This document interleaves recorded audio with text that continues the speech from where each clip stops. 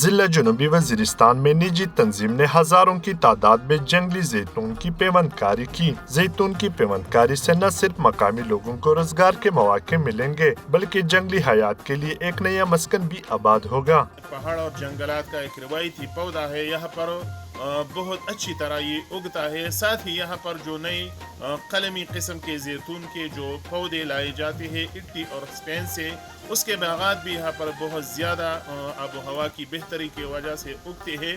اسی طرح 5 سال کے بعد وہ قلمی زیتون پل دیتا ہے اور اس سے آئل کی ایک بہترین کوالٹی سامنے آ جاتی ہے، جس سے پوری صوبے کی معیشت کے لیے بہت بہترین کام لیا جا سکتے ہیں۔ ساتھ ہی ہماری درخواست ہوگی کہ پختونخوا کے جنگلات میں، یہاں کے پہاڑوں میں تقریباً 7 کروڑ کے قریب جنگلی زیتون کے درخت موجود ہے ایک اندازے کے مطابق۔ اس وقت قبائلی علاقوں میں لاکھوں کی تعداد میں جنگلی زیتون موجود ہیں۔ اگر حکومت کی سرپرستی مل جائے تو علاقے کی تقدیر بدل جائے گی۔ میرا نام محمد کامران ہے، میرا تعلق لیور وزیرستان سے ہے۔ ہم نے یہاں جنگلی زیتون کی پیوندکاری پہ بہت کام کیا ہے اور یہاں کے عوام نے ہمارا بھرپور ساتھ دیا ہے۔ حکومت کو چاہیے کہ یہاں لاکھوں کی تعداد میں جنگلی زیتون کے پودے جو موجود ہیں ان کی پیوندکاری کے لیے ریاستی سطح پر اقدامات کرے۔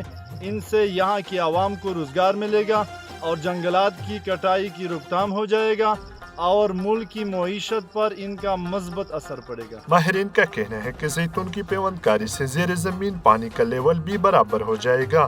جناب میرا نام الحاج نیک محمد وزیر ہے، میرا تعلق جنوبی وزیرستان علاقہ شکائی سے ہے۔ وزیرستان میں کروڑوں کی تعداد میں جنگلی زیتون کے درخت موجود ہیں، ان کی پیوندکاری سے عوام کو روزگار ملے گا اور ملک کی معیشت پر مثبت اثر پڑے گا۔ حکومت وقت سے یہی اپیل ہے کہ ان کی پیوندکاری کے لیے ٹھوس اقدامات کیے جائیں۔